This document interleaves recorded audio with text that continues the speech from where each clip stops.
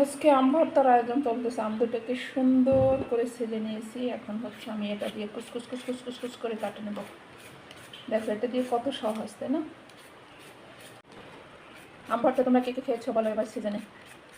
আমি খেয়েছি, আর কয়েকবার খেয়েছি। তো কাসুন্দি দিয়ে মাখাইলে সেই স্বাদ।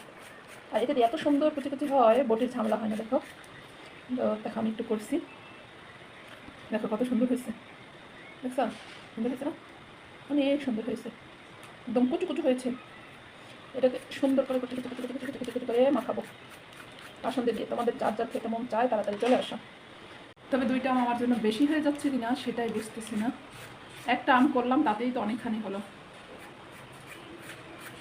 দেখি যদি একটাই হয়ে যায় তাহলে একটাই খেয়ে নেব, আর যদি দুইটা লাগে তাহলে দুইটাই করে নেব। যেহেতু আমি একা বাসায়, আমি বাসায় নাই মুহূর্তে, একা একাই খেতে হবে। আর তোমরা আসো সাথে আমার তো এখনই জিভে জল চলে আসছে। আর এগুলো এমন একটা খাবার, এর মধ্যে যে কত স্বাদ দিয়ে রাখছে বুঝি না। দেখো আমার তো একটা আমি অনেকগুলো হয়ে গেলো, তাই না? আমার মনে হয় একটা আমি হয়ে যাবে। থাক, একটাই থাক। আবার রাতে আমি আসলে সময়কে নিয়ে আবার একটা বানাবো নি, এখানে থাক। ফাইনাল হয়ে গেছে, যেটুকু হয়েছে এটুকুই আমার হয়ে যাবে। তো এইটুকুই আমি হচ্ছে আজকে বানাই নেব। চলো তোমরা খাবে সবাই। চলো এবার এক এক করে সব কিছু দিয়ে দিই। মরিচের গুঁড়ির ফাঁকি, এটা আমার ব্লেন্ডারে করা থাকে সব সময়। তারপর দিব হচ্ছে কাসুন্দি। কাসুন্দি দিলে তো একটু সেই স্বাদ হয়, কি বলো তোমরা? এরকম প্রসেসিং করে একটু সরিষার তেল দিব।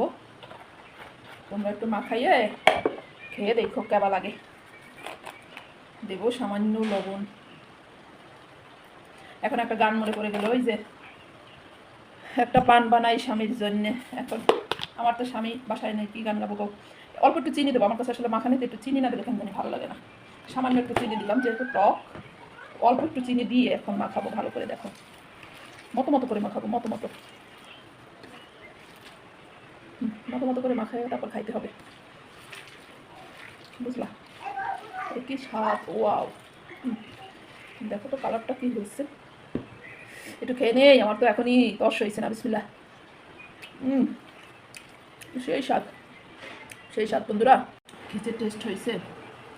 শোনো, আম মাখানোর পরে এই যে বাটি নিয়ে আর হাত চাটা নিয়ে তোমরা ছোটো সময় মারামারি করছো কে কে বলো কমেন্ট বক্সে। আমি তো অনেক করেছি,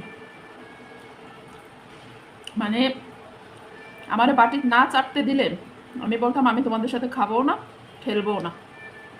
পরে ওরা বাধ্য হয়ে আমাকে দিত। ছোটোবেলায় একটু বেশ দুষ্টু ছিলাম।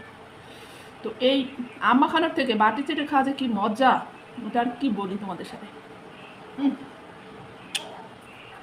সেই স্বাদ বন্ধুরা, সেই স্বাদ।